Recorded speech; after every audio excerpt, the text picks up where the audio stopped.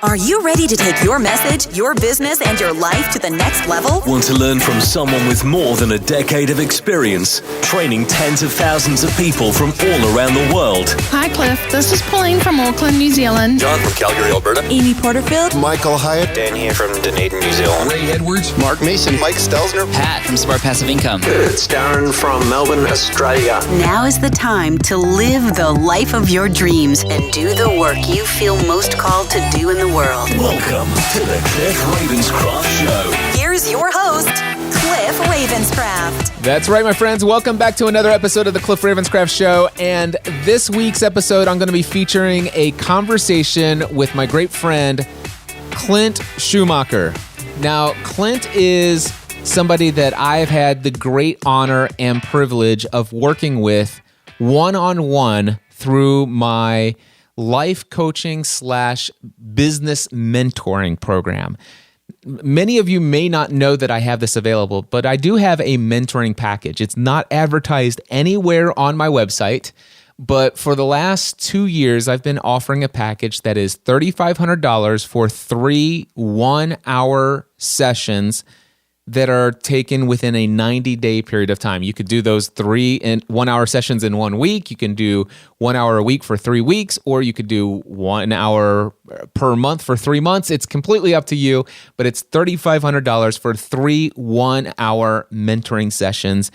And, you know, I part of me says, I wonder, how do I communicate the value of mentoring one-on-one? I mean, seriously, $3,500, who do you think you are, is what some people have said to me. I've actually had people say, Cliff, who do you think you are charging $3,500 for one-on-one mentoring for 3 one-hour calls? In fact, one person actually asked that question and says, my Harvard-educated lawyer doesn't even charge that amount. Well, it just so happens that I've had the privilege of working with a great number of people through this one-on-one mentoring package, and the results are all the same. Every single one of them have told me that they received more value from their first phone call with me than the total cost of the overall package.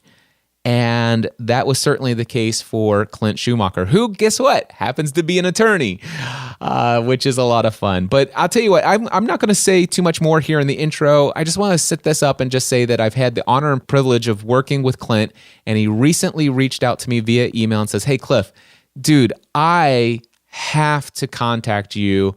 There are so many developments that I want to share with you that are just so exciting that have happened in my life as a result of working with you. And it had been many months since I've heard from Clint. And I'm like, I so would love to connect with him and hear what all has happened, what has changed in Clint's life as a result of that time that we spent together through this mentoring package. And the interesting thing, I said, Clint, I have a question for you. Would you be willing to have this conversation with me via a recorded conversation in a podcast episode?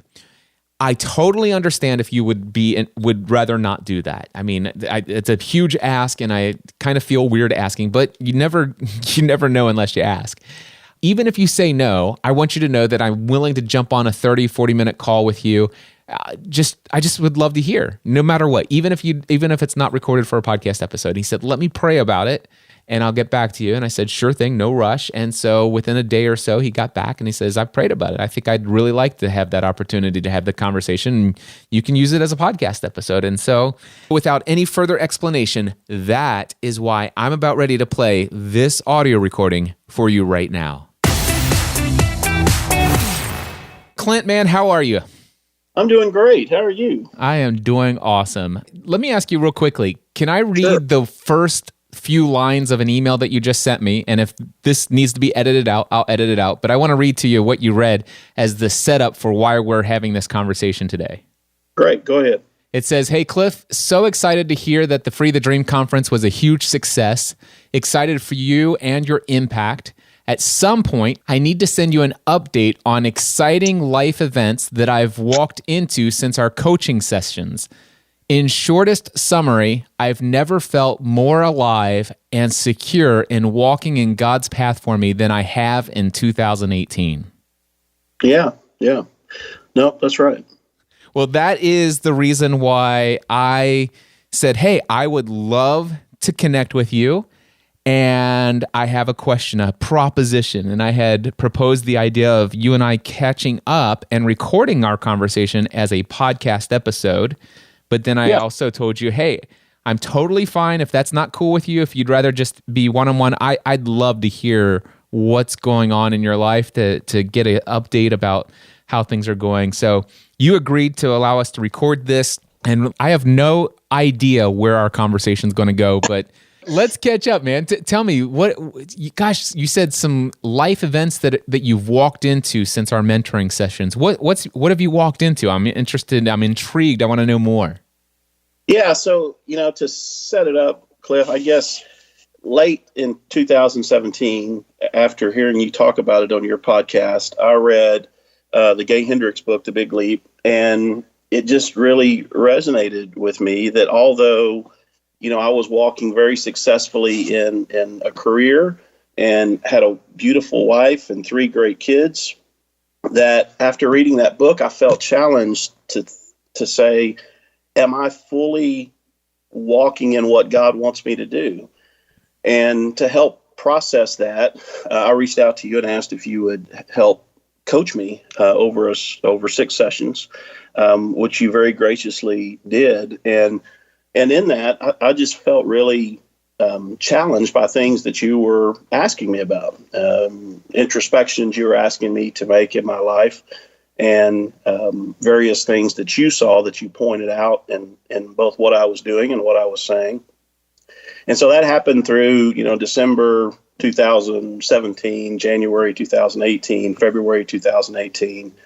And coming out of that, I decided there were things in my life that I wanted to change from a career standpoint, from a how I'm spending my time standpoint, and worked on making those through the first half of 2018. And as I shared with you in the email, my recent reflections on where I am, I just feel very much in alignment with where I say I want my life to be, but even more importantly than that, where I think God is calling me to be, at least in this season of my life.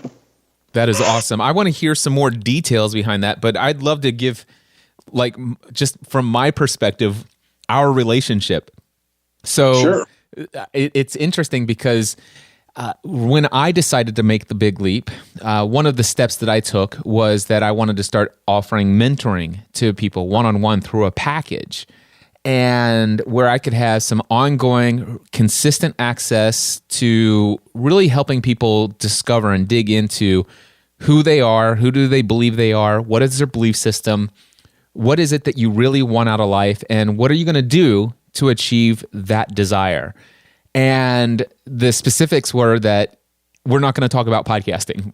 I need to work with people who are not necessarily wanting just the technical ins and outs of podcasting. I want to help people really figure out to get more clarity about who they are and what they want to actually do with their life. What goals do they have for their career and what they want to do next to take things to a whole new level, becoming more of who they feel God calling them to be.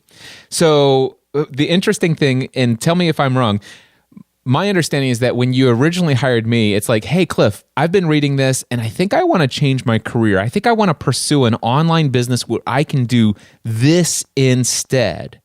And that's kind of what I want to focus on during our one-on-one mentoring sessions. And after the course of 2 or 3 mentoring sessions, it became clear that maybe that's not what I want.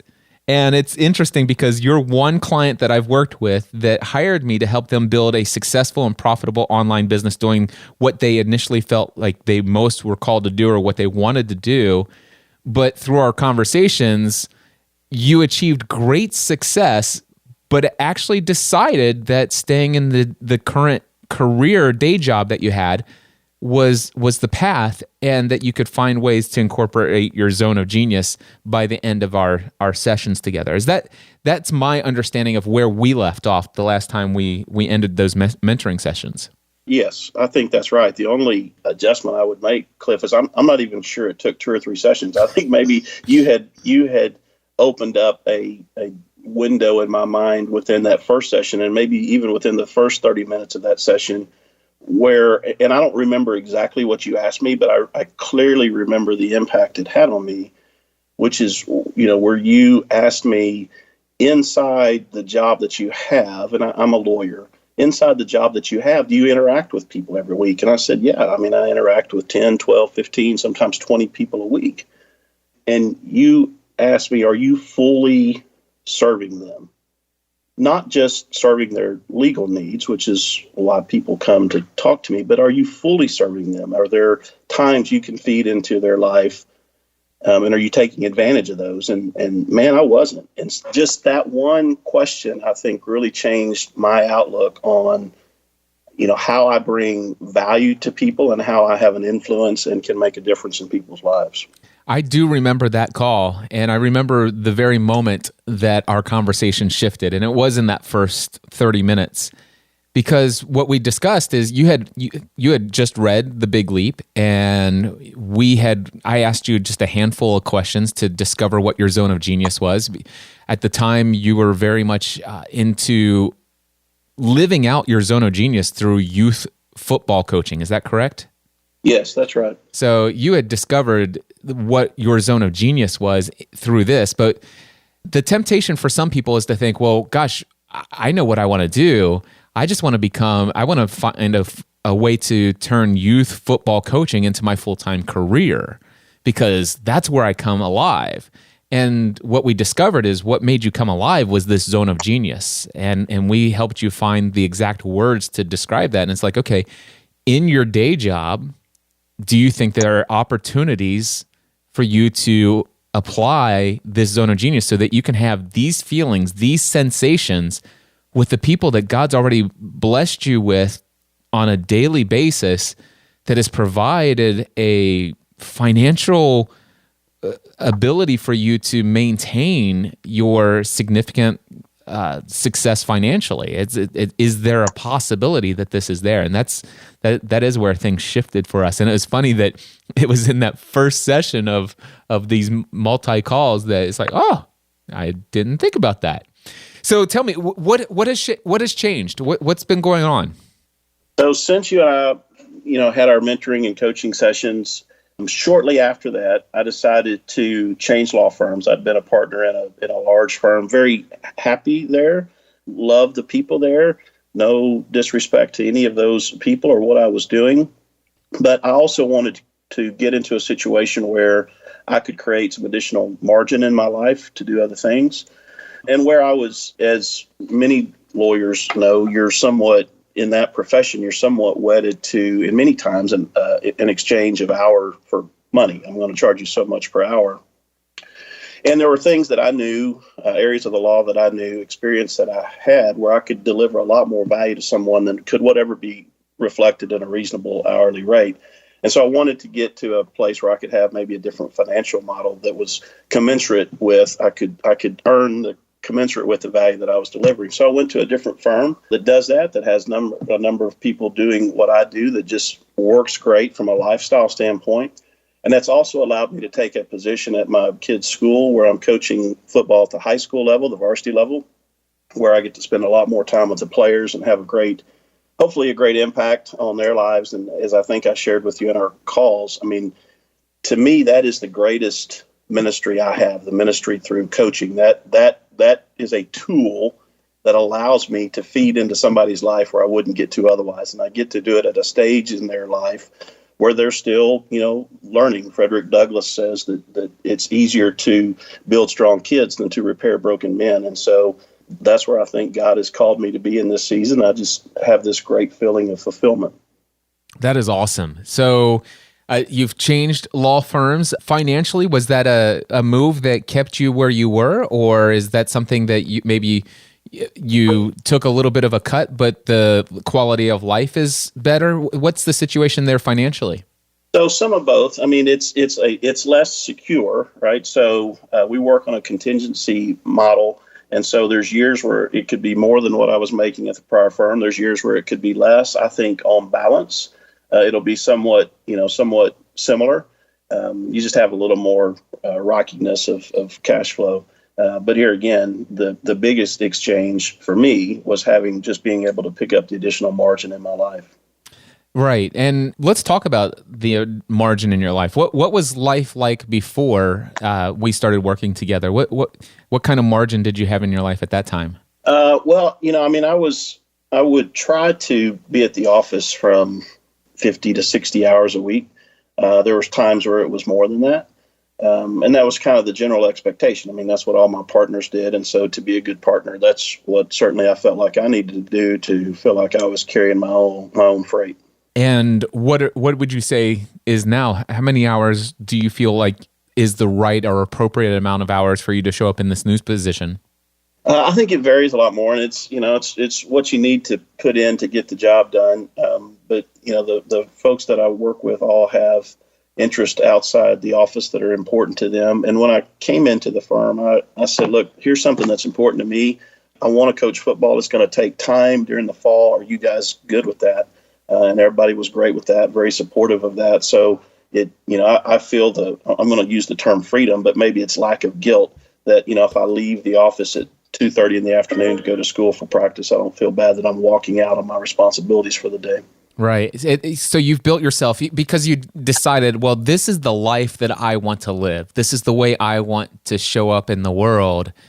In a way, you started dreaming. Well, what life do I dream of living? And when you allowed yourself to start dreaming about what you would like that life to look like, you went in pursuit of changing your life conditions so that they match that. So what I'm hearing is that during football season, you may not be working 50, 60 hours a week or sometimes more. You have the freedom and flexibility to leave at 2 or 2:30 in the afternoon without feeling guilt, which is very important. But it's very likely that there'll be other seasons when football's not necessarily in season, and you may work some 50 or 60-hour weeks during that period of time is what I'm hearing. Yeah, no, that's exactly right. And I love the term that you used at the beginning of that, where you said you helped open up kind of the freedom for me to dream, which is right. And I think embedded, I knew this is how I wanted the balance of my life to look.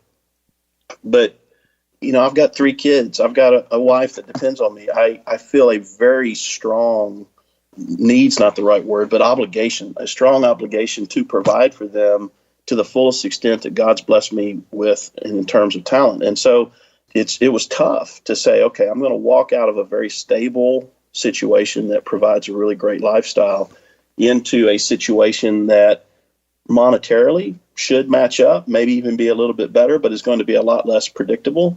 And, to have the ability to go, okay. And to me, this was, there were a number of things I thought I got out of our mentoring sessions. One of the many that I got was this, which is for me to say, okay, what is my life about, right? So what are the 5 core values that I have? And then am I living life consistent with those core values? And as we walk through the sessions together, I could see, okay, this is what I say I want to be about. This is what I say I believe. Am I living wholly consistently within that? And once I decided I wasn't, then the next question is, do you have the courage to walk out into what you say you want to live? And part of it's courage, and part of it is, and you said, I need you to do this before our next session. Part of it is sitting down with my wife and saying, hey, here's what I'm feeling. Here's what I think. Here's what, I say is important to me. Here's what we've said is important to us. Here's what we're doing. Here's where I think there's disconnect. Here's what I think we could do about it. Tell me how you feel. And having that conversation and making sure she and I were on the same page, all that was things that were going on, in between the various sessions that we had. Yeah. Though there are so many things that I loved about working with you through that season of mentoring. And, one thing that it opened up is that a lot of people have come to me and says, Cliff, I want to go out. I want to do what you did. I want to be able to leave a job that is unfulfilling and start my own business. And the one thing that I think is interesting is to understand that going out and starting a business from scratch is not always the answer for everyone. I'm not saying that it couldn't have worked for you, because it very well could have. I mean, we started discussing possibilities and income streams that would be potentials and products and services and target audiences. So we got into some of that.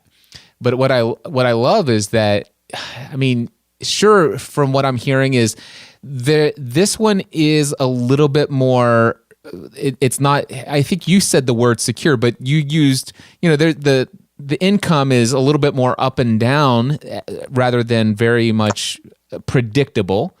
So it's less predictable, but the reality is that your income level is overall, from what I heard you say with the language that you chose, is that on average it'd be about the same. Without going into any detail, I know what that income level is, and to go out and start a brand new business, one does not get to that income level overnight or even over 6 to 12 to 18 months. No, you're right. I mean, I've been practicing law for 21 years, right? So I have developed skill sets, I've developed clients, I've developed reputation in the industry and with the judges and everything else that benefits. You build equity over time. And what I loved about the realization I came to as you and I were talking is I don't have to walk away from that and still find fulfillment and still find ways to operate in my zone of genius. If I'm one of my core values, which it is to be a difference maker in the world around me, I've got this tool set, I've got this education set to do that in a very powerful way. And once you kind of expanded my horizons to say, not only can I serve their legal need that they've come to me with, not only can I help them solve that problem, that dispute, that hardship in their life, but I can also talk to them about, man, how are you doing as a dad? How's your kid doing? Man, I had a similar situation with that. Have you thought about this?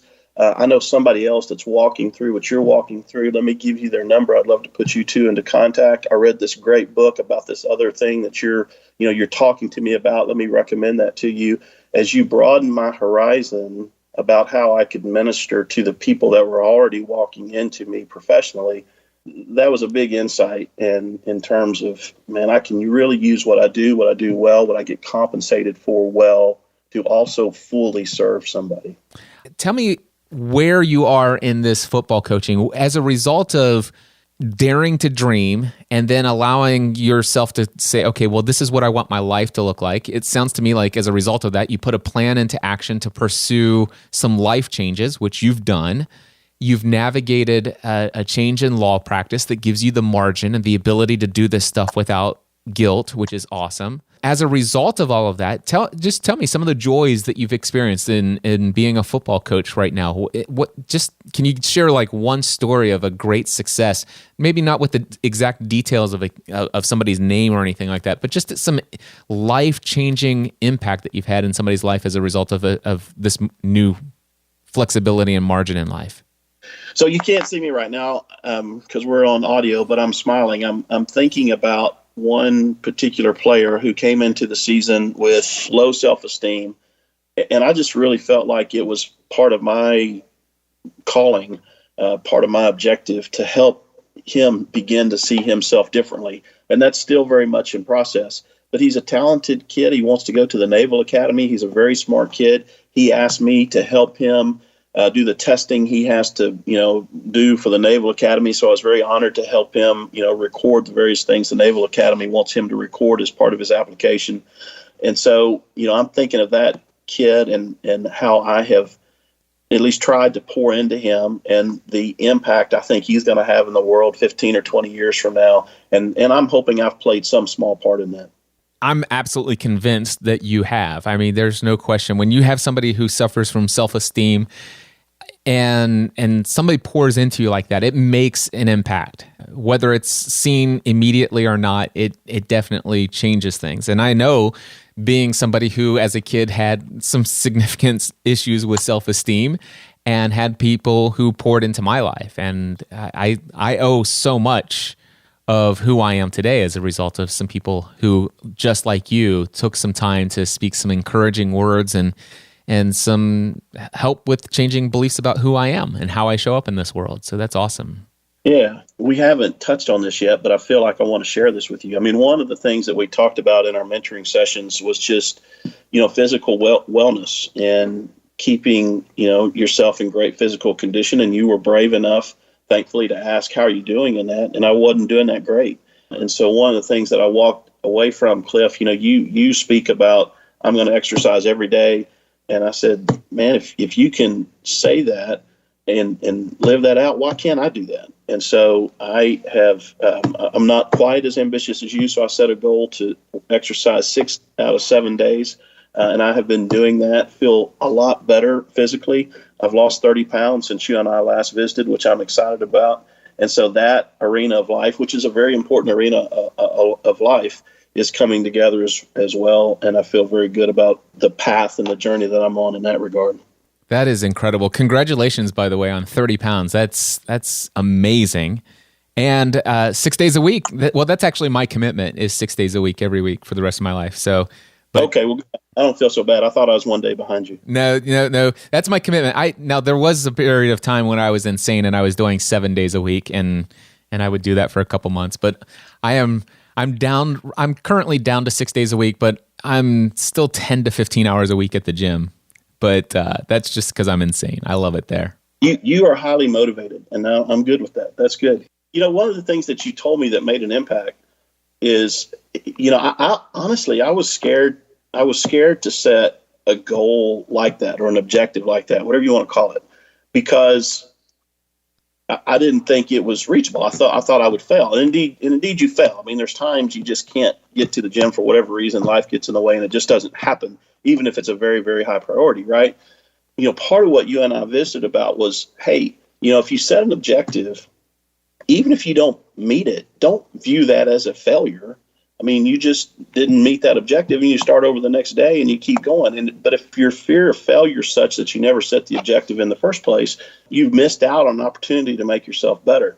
And although I think intuitively I knew that, just to have you point it out and really hit me over the head with it was like, yeah, why can't I set an objective of working out six times a week? And if I miss, okay, I miss. But I don't have to feel guilty about that. I don't have to feel bad about that. I don't have to feel like a failure because of that. Yeah, that was the big wake-up call for me, was when my mentor who got me started on that journey of fitness was Ken Davis. And he says, Cliff, I want to ask you to make a commitment working out 6 days a week, every week for the rest of your life. And he says, and the thing you got to understand is if something ever comes up, you can't allow yourself to say, I failed. You can't give up. You just got to understand, there are things that are going to come along that are going to keep you from doing the 6 days. But the reality is that those things are going to come up every now and then. It's not going to be your identity. Your identity is one who works out 6 days a week, every week for the rest of your life. That's who you are. That's what you're committed to being. And just because there's 1 week where you worked out 4 days, that doesn't mean that you no longer are the person who is committed to working out 6 days a week. Your commitment is to do it. Whether or not you're able to always do it with perfection, that's just a little crazy. You don't know what's going to come up in life. So, but yeah, that was big for me. It's just like giving myself permission to say, I don't have to do this perfectly. It's one of the struggles that I had with so many of these habit tracking apps. They give you these quote unquote streaks where you log in or check in every single day. And I remember I used to do the 10,000 steps a day. And I would get so frustrated when I would go on these streaks. It's like 200 days in a row. And then I failed to hit it one day. And it's like, you've met your goal 1 week. It's like, what? Seriously, it's and I just remember that being such a knock, and I'm like, wait a second, no, dude, out of the last, it's kind of like this: you go 200 days straight without missing your 10,000 steps per day, and then you miss a day, and then the next day after that, you're like, congratulations, you have a 1 day streak, and I'm like, no. Here's what I will tell you: I've done 201 days out of the last 202 days. Yeah. I'm not starting over with one. That was the mindset that I had to get over. It's like, this is why I don't like these streaks. This is why I don't like to say this is how many days in a row I've done it. out of the past 202 days, I hit 10,000 steps a day, 201 days. Sure, I missed a day, but that doesn't, that was a big mindset shift for me. Well, and you just touched on the key word, same word I was thinking of, in mindset shift. I mean, it was, to not dwell on the failure, but to dwell on the fact, 99% out of the last 201 days, I've hit my 10,000 step goal, man. Think about how different I have become over that 200 days. Yeah. And that may even, what if it's 92% of the 202 days? The fact is that if you didn't have the goal of doing it 100% of the time, then you wouldn't have hit the 92%. Most people say, well, that's unrealistic. And so what they do is they set a goal for 2 or 3 days a week, and then they guess what? You set your goal at 2 or 3 days a week, and guess what? You don't always hit your 2 or 3 days. And so you hit 1 or 2, and eventually you get to the point, well, why did I even bother? And you go back to nothing.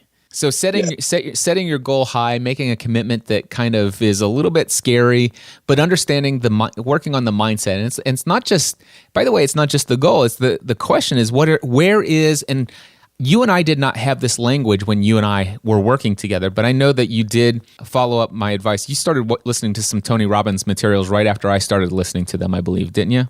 Yes. So you encouraged me to go through the Personal Power 2 materials, which I did, and which was a great recommendation, by the way. Yeah. And so now you understand the power of what we call leverage. And right. that is why do I desire to go to the gym 6 days a week? And you have to ask yourself, well, what's the leverage? And leverage is made up of 2 very important keys. Number 1, it's associating massive amounts of immediate and unbearable pain to this idea of not working out. So that's leverage step number 1. Leverage step number 2 is, what is the immediate massive amount of pleasure that I will gain by actually achieving this goal? So the fact that I go to the gym and I did it, what is the immediate massive amount of pleasure that I can associate to doing that? And so that's what I do. It's like not going to the gym. I experience massive, immediate, unbearable pain when I don't go to the gym. And when I do go to the gym, I experience massive, immediate pleasure right then, right there. And I have so much of that linked up and associated that I'm compelled. I have so much leverage that gets me into the gym 6 days a week. Yeah, well, let me lean into that. I'll kill 2 birds with 1 stone. So one of the things that you told me you did and encouraged me to do is to have these daily affirmations. So, you said you have a PowerPoint that you go through every day, or at least in that season when we were working together, you had a PowerPoint that you went through each morning that had various affirmations, thoughts, whatever that you wanted to remind yourself of each day. So I put that together for me. And so every morning, one of the things that I do is I go through my affirmations that are in a PowerPoint, and I keep it on my computer, on my iPad, on my phone. So I have no excuse. Wherever I am, I always have access to it. And it changes a little bit from time to time.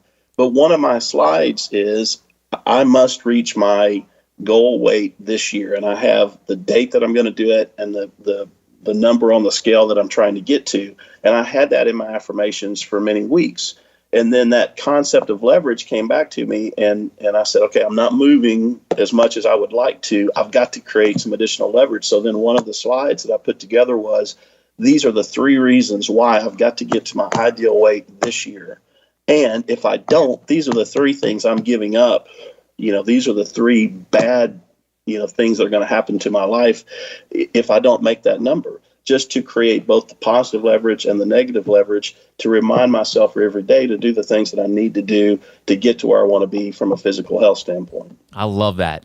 That's exactly it. That's the leverage we're talking about. I'm so excited. I want to share with you, Clint, I just achieved a massive goal this past week. It just occurred within the last 7 days. What is it? So for the past at least 23 years of my life, I have carried the label of an obese human being. Okay. All right. Matter of fact, if you whenever I would log into my medical records, my doctor's office is all online, so I can log in and schedule appointments and stuff like that. And it says current health overview, and it says list of diagnoses and stuff like that. Well, the interesting thing is one of them used to be hypertension, which has been removed because once I started losing weight, I got rid of the hypertension. Another one was GERD, or acid reflux. That was removed because I no longer have that as a medical condition because, the GERD went away once the weight went away. The interesting thing, though, for more than 23 years, that's as far back as I know on my records. I want to go to the doctor and get my printed records prior to this. But for more than 23 years, my BMI, which I know BMI is not a great way to calculate, especially for somebody who strength trains, but still, my BMI has been over 30 for more than 23 years, which means that my medical record says current medical condition, and there was only one listed, and it says obesity. Yeah. It's like, what a label. Cliff Ravenscraft, medical condition, obesity. And the reality is that, well, for more than 23 years, by their medical definition, BMI, I was obese. And so the interesting thing was, I started out at 272 pounds, and this week I hit 184.5. Awesome. And I didn't even realize it, but at 188, I'm no longer obese. So I had actually dropped out of the obesity label before I even realized it. It's like, so I went in, it's like 184.5. This is the lowest I've ever weighed. This is incredible.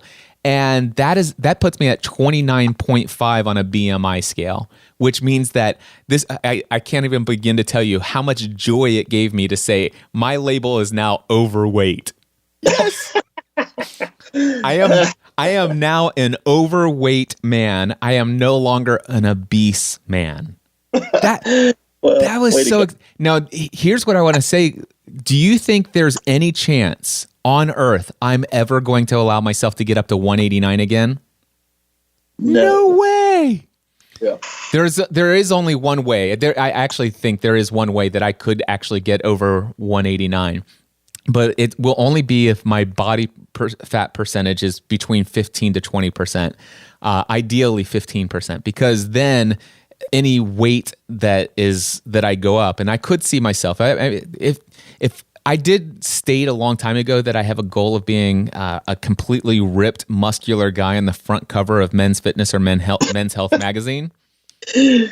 Yes. Yep. So when you do that, will you autograph my copy? I will definitely autograph your copy. All right. I'm sorry to interrupt your story. Go ahead. No, that's all right. That's awesome. But for me to do that, I'm probably going to put on, I've lost over 100 pounds of fat, and I've put on about 15 to 20 pounds of pure muscle. And I know that for me to be able to get on the front cover of that magazine, I'm going to need to put on at least another 20 to 30 pounds of muscle overall, my overall body. So that will put me over. And on a quote unquote BMI scale, which only tracks your height, weight, well, actually just your height and weight, and it gives you a number. It does not take into account your actual, what makes up that body mass. So, but the reality is that I think it was a fair assessment for me to be considered obese for the last 23 plus years, because it wasn't. I can tell you that most of my body mass at the time was not muscle. Well, I saw your recent video, and your face looks incredibly thin. So I feel confident in saying that even though the BMI may say you're overweight, that you don't in any way look overweight. And I suspect that by the time they figure out what your actual muscle mass is, that you're nowhere near overweight. Yeah, no, If anything, I think I'm probably about 5 to 10 pounds overweight is what I would say. Now, BMI would say I'm like 20 pounds overweight, but I think technically, I do believe I'm still about 5 to 10, because I can still squeeze my belly, and I know that that's not all just skin right there. There's still a little bit of what I consider to be visceral fat. So I've got another 5 to 10 pounds of that stuff that I want to lose, but then I'm there. Man, that's awesome. They say, Cliff, that's one of those crazy goals. Why do you even tell people you want to be on the front cover of a magazine? They say, well, they only put celebrities on those magazines. I said, listen, here's what I want to tell you about this goal. I don't know that I really want to be on the front cover, but if I did, there are a couple of ways that I could see it happening. Number one, every year they do a reader's issue. So they actually take just like an average Joe reader, but average Joe in muscle and fitness, right? So, but it like I remember the year that they had this firefighter on the front cover, but he was ripped, right? So maybe I get chosen as the reader of the year for that edition. Or number two, I become a celebrity. Who says that's that's outside of the realm of possibility? I could become a celebrity, and therefore, why not put me on the magazine? And number three, if that doesn't happen, if I really want this, then I just become a multi-billionaire and I buy the darn magazine and put myself on the cover. Well, that would work too. Anyway, people in there, it's just crazy how many people just want to just pour water on your dreams, on the flames of your glowing embers and coals of this burning desire inside of you. But you touch on something important, really, and some of this are things you said. Some of this comes out of the Tony Robbins material, but there's so much power in how you see yourself, right? Yep. So.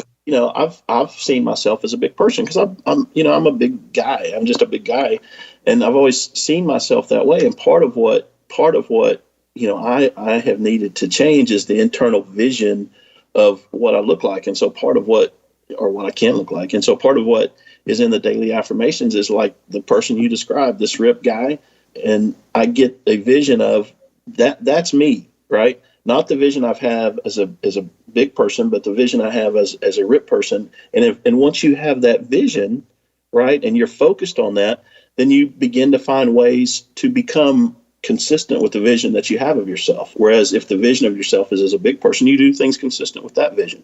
Yeah, and that is so true. It's Tony Robbins says this. He says the strongest force in the human personality is to remain consistent with how we define ourselves. Right. And how we define ourselves. And this is, for me, I started this workout 6 days a week, every week for the rest of my life back in November 2014. But really my focus on fitness and my desire to be more healthy and fit happened in 2009 when I almost died in the hospital. I knew I needed to change things then. And what happened was I was 272 pounds in January of 2009. And after I got out of the hospital and recovered, that's when I started the quote unquote 10,000 steps a day program. And for 18 months, I was walking 10,000 steps a day. And I lost 60 pounds. But the thing is once I got down to 60 pounds, I think it was right around 210. It seems like I could never get past 210. I kept getting stuck there. Or no, it was 212. I got stuck at 212. And over time, something happened and I went on a business trip and I got sick, and then I stopped my 10,000 steps for a couple days. And next thing you know, I slowly slipped back into my old lifestyle. And what happened, what I realized is at that point, in my mind, I was a 272-pound man who lost 60 pounds. Yeah. And do you see the problem with that? I was a 272-pound man who lost 60 pounds. And because I was a 272-pound, my natural proclivity to go back to 272 pounds, because that's who I am. And what changed this time is all of a sudden I realized I'm not a 272. Dude, I'm a guy who is supposed to be less than 200 pounds in a 272-pound body. And this is unacceptable. And so that's where I kept going, and I shot myself all the way down to under 200 pounds. And because of that identity, I'm a guy who is going to be and who is meant to be less than 200. And that's why I was able to break through what I call the 212 barrier, and I got down under 200. And the interesting thing was I was like 199, and I would go all the way down to like 189, and then I would bounce back to 195. But then I became absolutely convinced my identity, I will never in my life ever go above 200 pounds again. And I noticed that I would get up to 199.9, and I'm like, okay, a couple hours in the gym, I'm going to, take care of this. And I remained consistent with the guy. I'm a guy who will never be over 200 pounds again. And it wasn't until I finally said, it's like, well, wait a second. If I consistently say I'm a guy who will never be over 200 pounds again, then I still allow myself to get up to 200, and that's not where I want to be. So I shifted my identity again. And now I'm a guy who will never be obese again, which means I will never be over 189 or more. And now I'm shifting my identity again. And I'm going, basically my desire at this point, my identity is I'm a guy whose body fat percentage is 15 to 20%. And I could care less what the scale says. That's where I'm moving towards. Well, and this was part of the power of the mentoring sessions we had, because we had a very similar conversation to the one that we're having now, which is where I realized, I do. I see myself as a big guy, and until I see myself as a smaller version, I'm never going, always going to do something to undermine moving to a better level of physical fitness. Yeah.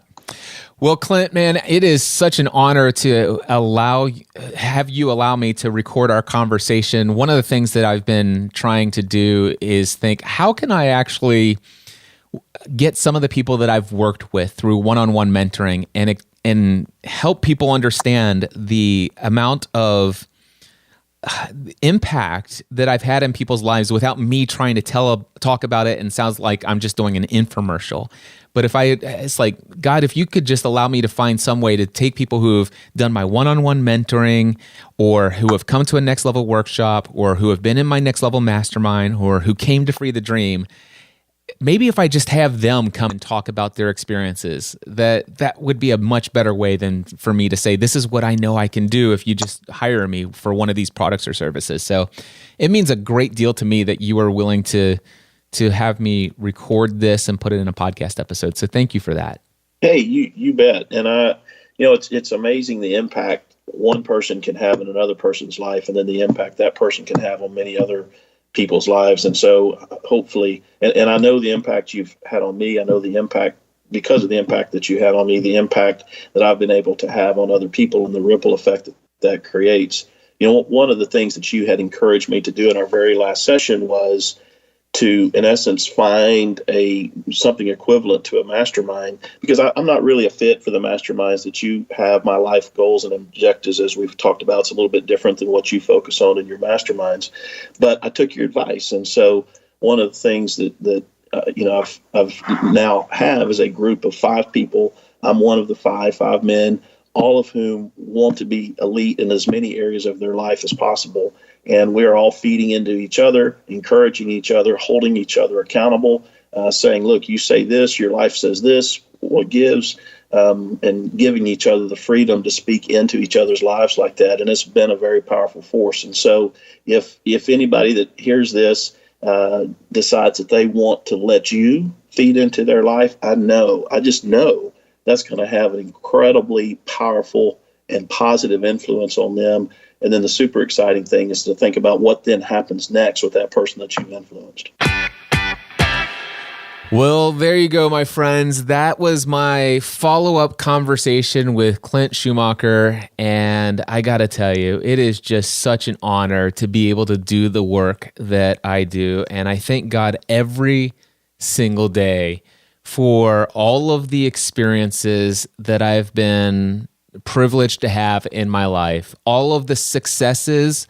I am thankful for all of the failures, all of the great things I decided to do, all of the mistakes that I've made, all of the education that I've had, both intentional and unintentional, the skills, talents, and abilities that God has gifted me with. I am so incredibly thankful for the ability to help people change their beliefs about who they are and what they're able to achieve in this world, to help people rediscover their ability to dream, and then to help them work through creating a strategy, a plan for making their dreams a reality.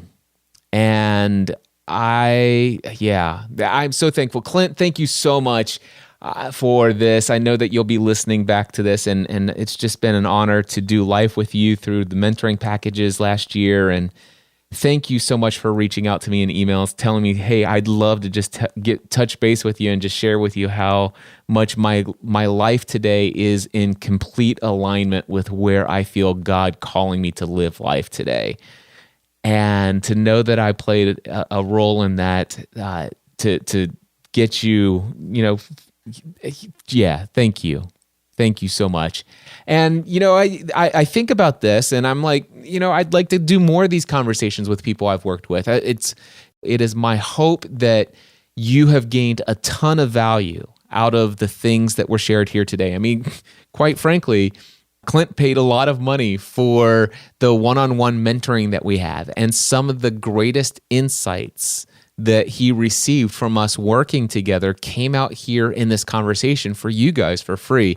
If you have the ears to hear them, they are there. It's my hope that as I have more and more of these conversations with people that I've had the blessings to do life with, that I will be able to give them the ability to express what are the greatest takeaways that they got from our times together, so that you can get those insights for free from this podcast. And maybe you'll be able to take those insights and apply them to your own life and have radical transformation in your own life without ever having to hire me for one-on-one mentoring, without ever needing to come to the Next Level Workshop, without ever needing to be a part of the Next Level Mastermind, or even attending any of my live events like Free the Dream down the road. I'm totally fine with that. But the thing that I know is that yes, you will get value out of these conversations. You will pull away insights, and they can have a radical, profound impact in your life.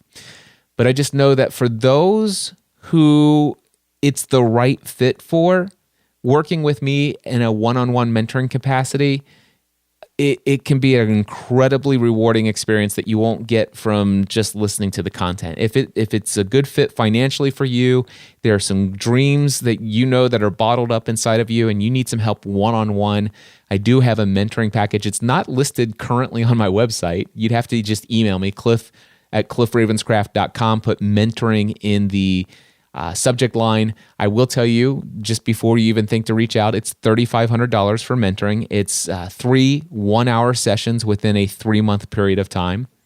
I can assure you that everyone that I've done these mentoring packages with, all of them have told me that they received more than $3,500 worth of value within the first call.